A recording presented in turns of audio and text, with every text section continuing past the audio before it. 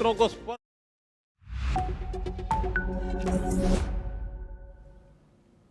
Hello and welcome back. I'm Joshua Barnes and you're watching NewsX World. Let's first take a look at our top stories.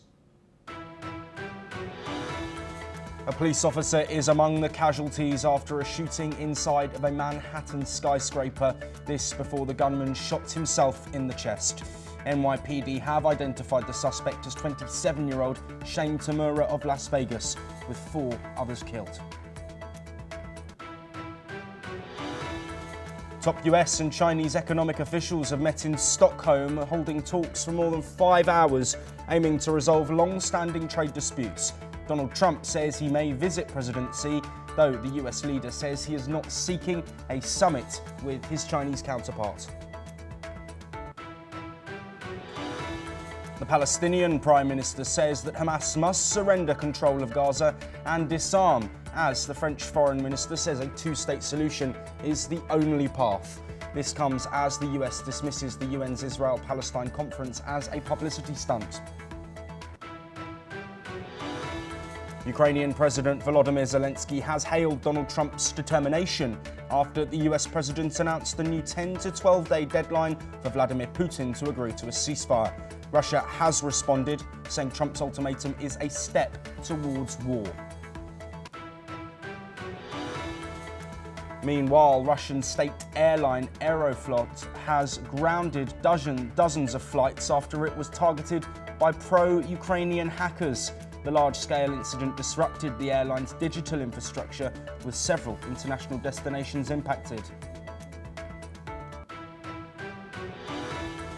Taiwanese President Lai Ching-te has reportedly set to delay a stopover in the US due to ongoing US-China trade talks. The visit to the Trump administration is diplomatically sensitive, given tensions with the CCP over reunification and Chinese military drills around the self-governed island.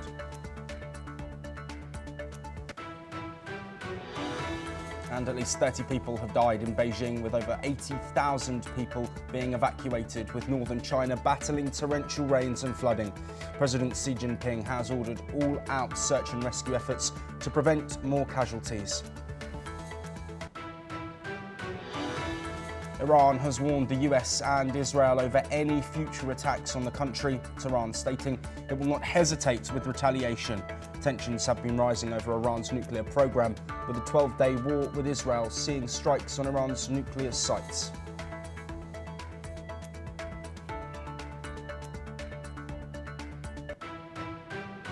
But we start this hour as US President Donald Trump says that he is not seeking a summit with Chinese President Xi Jinping, but would consider visiting China if invited by Xi, which Trump confirmed had already been extended. Trump clarified on Truth Social, "I may go to China, but it would only be at the invitation of President Xi, which has been extended. Otherwise, no interest." While no meeting has been finalised, discussions have mentioned the possibility of a stopover during the Asia-Pacific Economic Cooperation Summit in South Korea, scheduled for October the 30th to November the 1st. The third round of US-China trade talks are taking place in Stockholm this week, and they may help set the stage for any future leaders' summit. Well, joining us on the programme to discuss the significance of a potential meeting between Presidents Trump and Xi, and also these ongoing trade talks, is Roger C. Liu, an assistant professor at the National Sun Yat-sen University, joining us live from Taipei. Roger, thank you ever so much for taking the time to speak with us.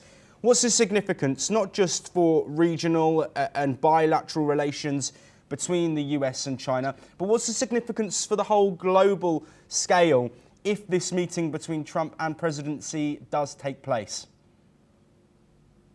Well, can you come again? Sorry, I didn't get your question. Yes, Roger, I'm just looking for the significance globally of a potential meeting between Trump and President Xi in the wake, of course, of tariff tensions and also tensions between China and Taiwan. Okay, I think for Donald Trump, this is very important because that will show, he's seeking to demonstrate his power to control the international affairs, which has been so far,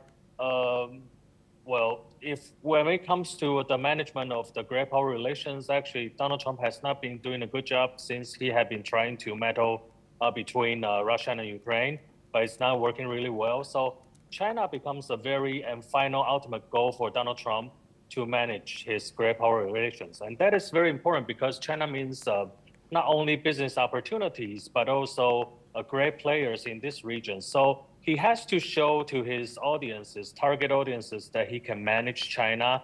He can get China to cooperate in the areas that he wants. And most importantly, he can make China to bring in investments and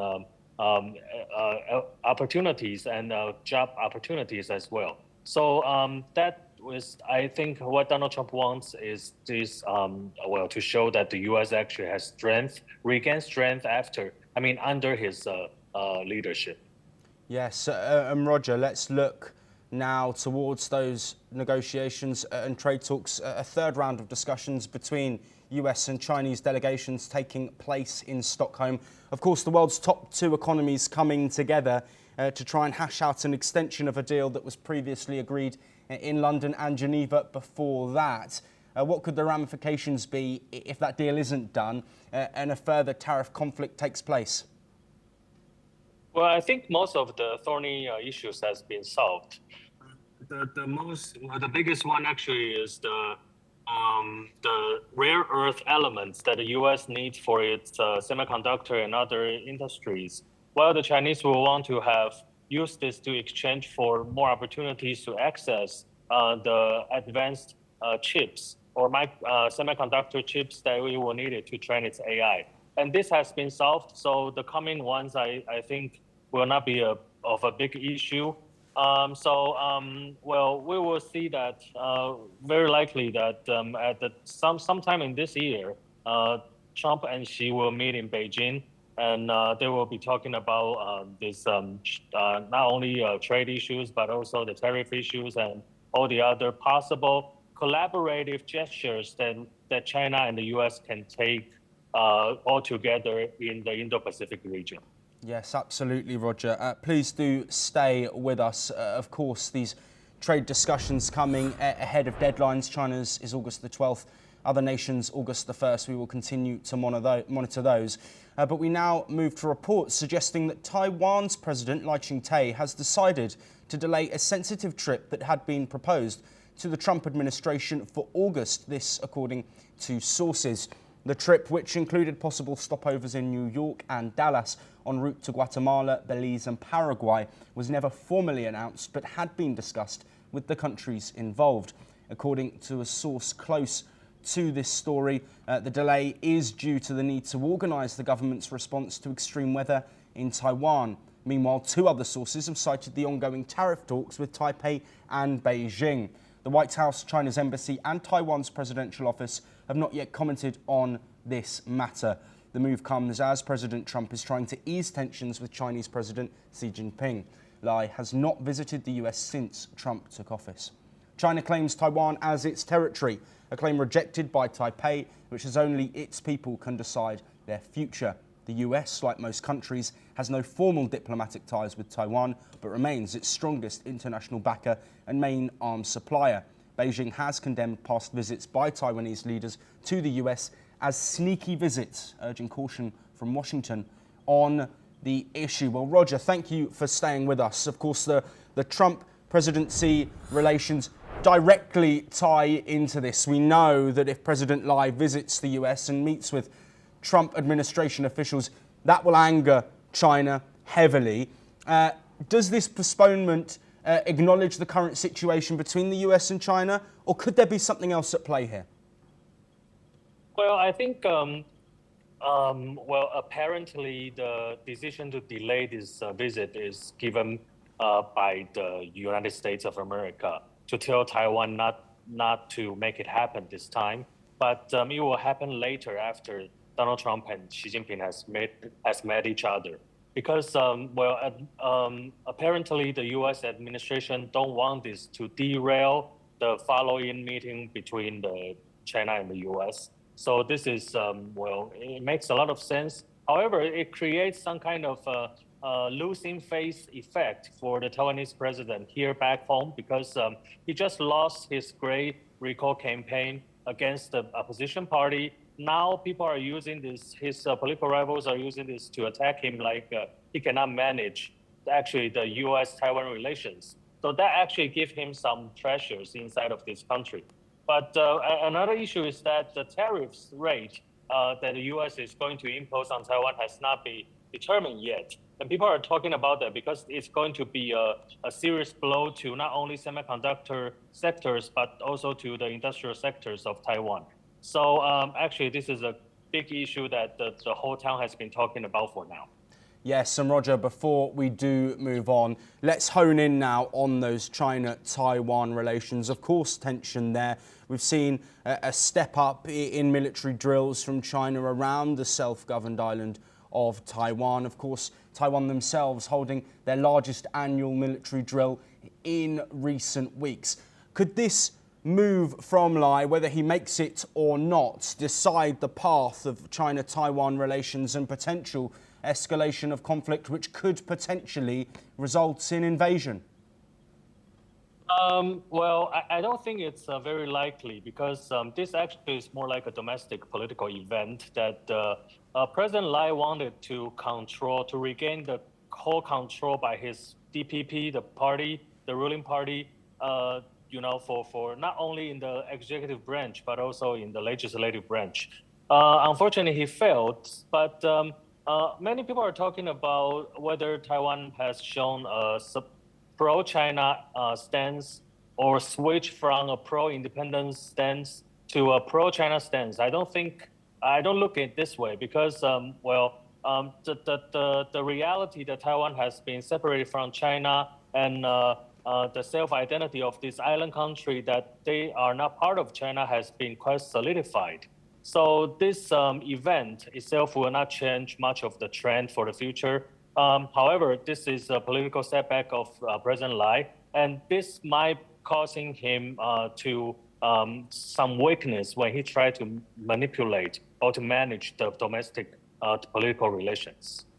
Roger C. Liu, thank you ever so much for joining us on both of those topics. Lots for us to monitor here on NewsX World, and we will, of course, bring you all of the updates in those relations between China and Taiwan, any potential US visit from President Lai, and those ongoing US-China trade talks. But we move now over to North America, and a gunman armed with a pistol has opened fire outside of a casino in Reno, Nevada in the United States, killing 3 people and critically wounding 2 others before he was shot and wounded. The shooting took place shortly before 7:30 a.m. local time at the valet station in the parking lot of the Grand Sierra Resort, a high-rise casino and hotel complex in Reno. Let's listen in to Sparks Police Chief Chris Crawford, who is leading the investigation. Good afternoon. I will provide you information about this incident that is known at this time. The unidentified male suspect was observed walking onto the parking lot of the GSR from the north part of the property. The suspect continued walking on foot to the valet area of the GSR. Once at valet, the suspect produced a handgun and pointed it at a group of victims. The suspect's firearm malfunctioned. However, he was able to make it operable. Once operable, the suspect fired multiple times at the group of victims at valet. In total, 5 people in the valet area sustained gunshot wounds, and 1 victim was pronounced deceased on scene. 4 other victims were transported to a local area hospital. Of those 4 victims, 1 was declared deceased at the hospital, 2 victims remain in critical condition, and 1 has been released from the hospital. It was later determined that the suspect had multiple firearm magazines with him. Well, according to Police Chief Catherine Nance, a Reno police officer suffered a minor injury from glass fragments during the response. Well, joining us to discuss this shooting, of course, in the wake of that shooting in Manhattan as well, Shruti Dasgupta, an international affairs expert, joining us live from New Delhi. Shruti, as always, a pleasure to have you on the programme. We've detailed the specifics about this incident. I want to look at the broader picture of US gun laws on a day where we're reporting about 2 shootings with nearly 10 casualties confirmed. Does something need to be done, and does something need to be looked at least in regards to the conversation about gun laws, given that these two shootings have happened in such close proximity time-wise? Greetings, Joshua. Thank you for inviting me.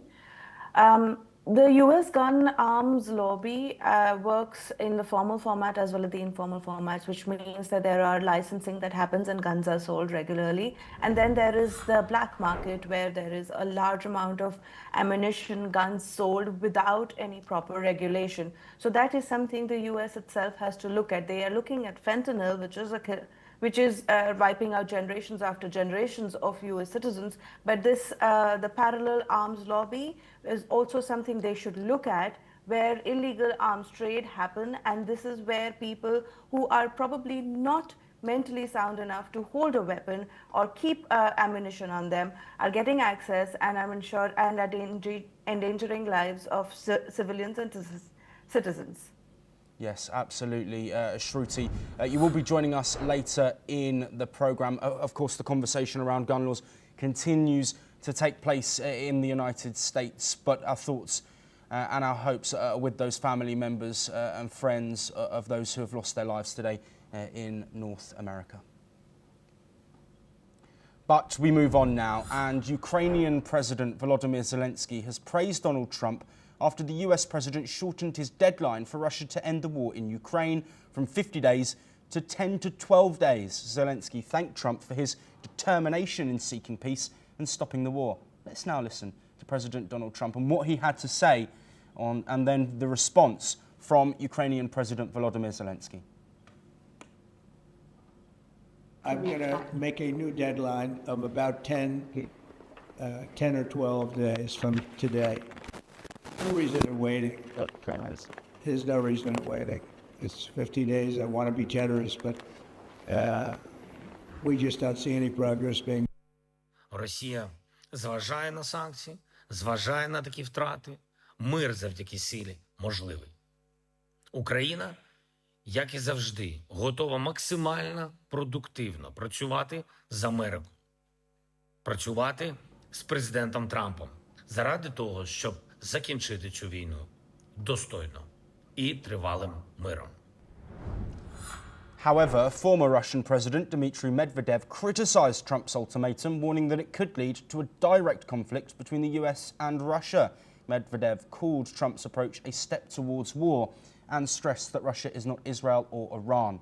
Meanwhile, Medvedev also condemned the recent EU-US trade deal, calling it anti-Russian for its efforts to phase out Russian fossil fuel.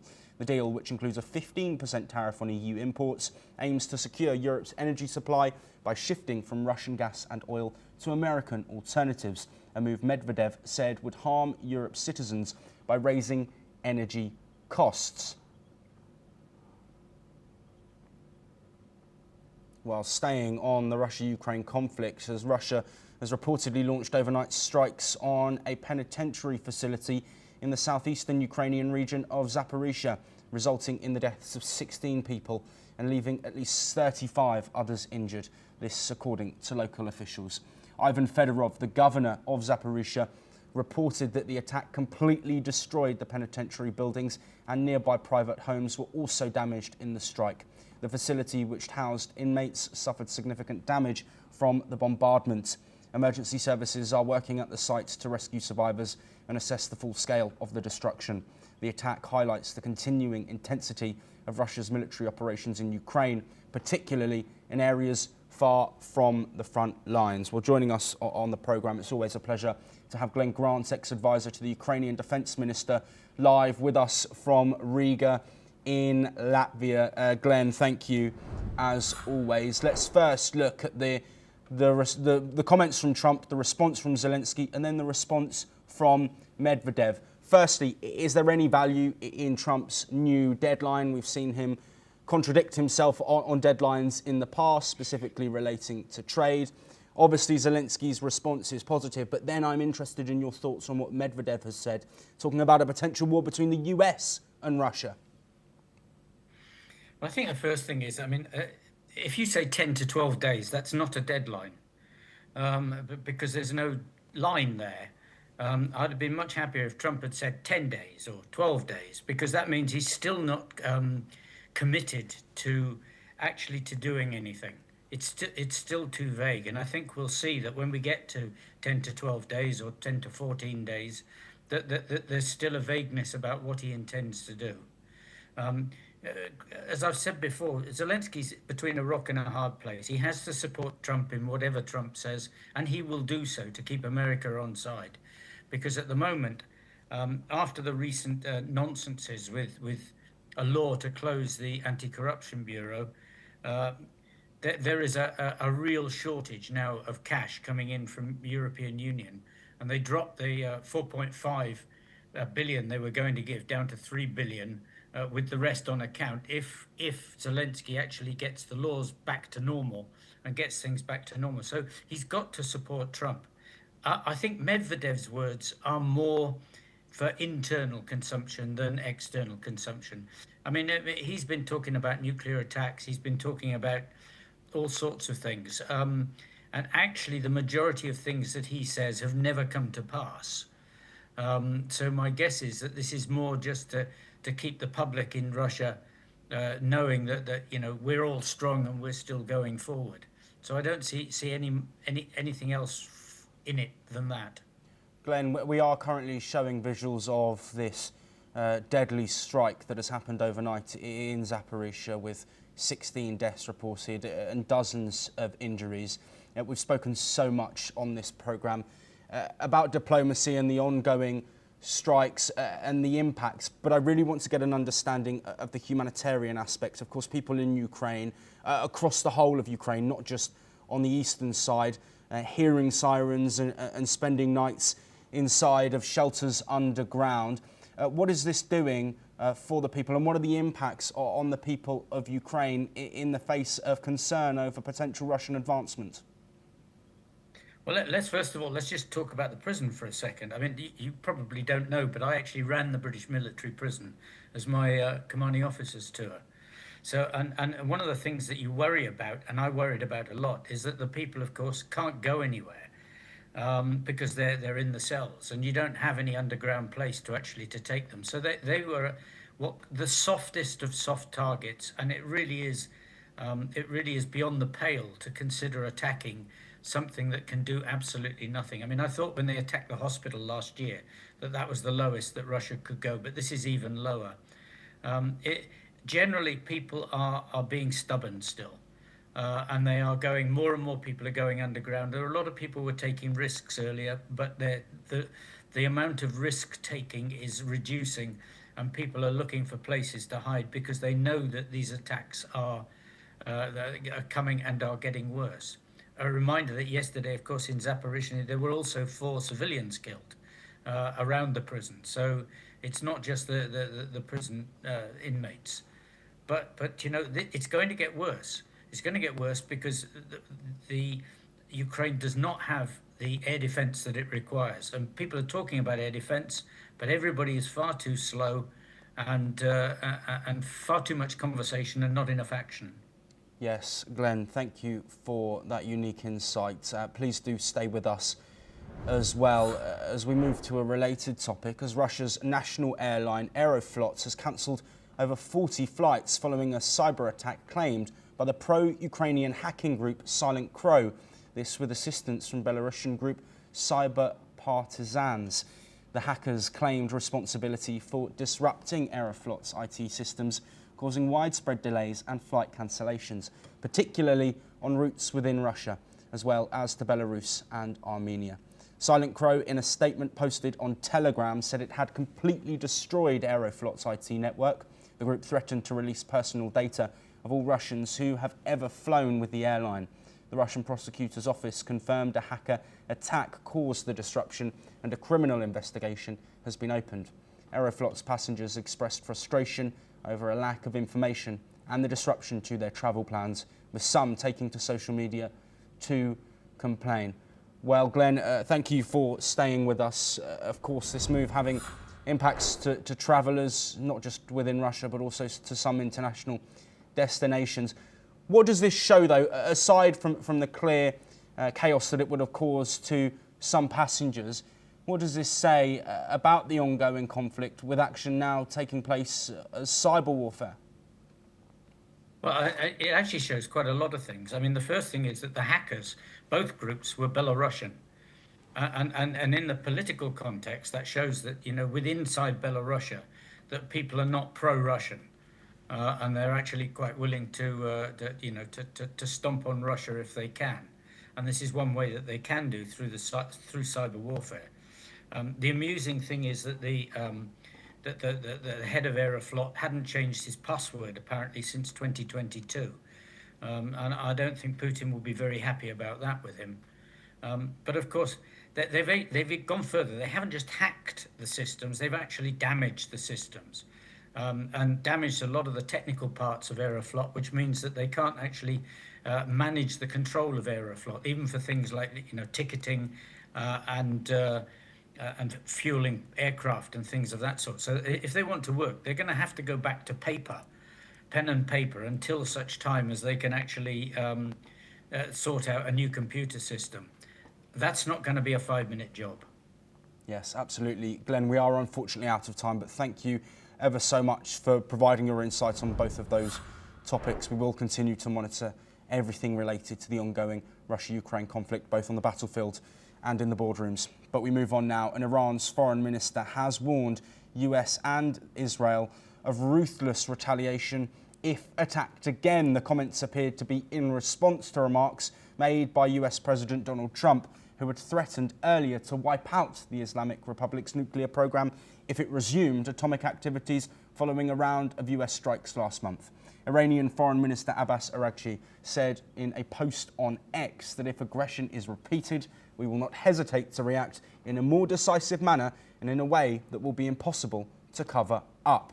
These comments come after Israel and several Western countries suspect that Iran has been secretly working towards developing a viable nuclear weapon, which resulted in a 12-day war between Israel and Iran. However, it remains unclear how much damage was caused by the US strikes on Tehran's nuclear facilities. Well, we welcome back Shruti Das Gupta, international affairs expert, to join us live from New Delhi once again. Shruti, thank you for staying here. Let's look, we don't have too much longer, but these threats from Iran of potential retaliation if there is further action, is this what is expected, or could this signal a potential shift back towards some fighting in some form in the near future? Well, Joshua, I feel that this is posturing from both sides. While Iran wants to pretend that its nuclear facilities were not as badly as damaged and wants to showcase that it can continue a nuclear program and will not be bullied by foreign powers like US and Israel, US on its own side is facing tough questions on its home grounds, where people are asking exactly how much damage was done and did you really obliterate it, with conflicting reports coming out in news media as well as people of notice. So US, when it says that we will take him down again and we can do all of this entire 12-day war again, is a posturing from US and a warning that just because we dropped a few ballistic missiles, bunker busters this time, doesn't mean that we stopped there or we were cowed down. We can accelerate. And Iran on its own is saying that we want nuclear on the table, in nuclear enrichment on the table of talks, which is not something that anybody in the West is looking forward to, especially since Iran breached the 60% enrichment threshold levels. And that was something which has rung alarm bells all across the West of what Iran actually plans behind all its promises and plans. So they're both flexing, they're both trying to push each other off. It may not result into much because Iran has faced a defeat which is pretty crippling, but I do not think it can afford another war. It is waiting for sanctions to come off and it needs the deals to come through, but it's still posturing its way through so that its own terms are honored. Shruti, thank you ever so much for your time. Apologies we couldn't speak for longer. Of course, a lot to unpack there in these ongoing tensions over Iran's nuclear program. We'll bring you all of those updates regarding diplomacy, but that is all that we have time for. For all of the updates from the Middle East and across the rest of the world, make sure to stay tuned here on NewsX World. Thank you.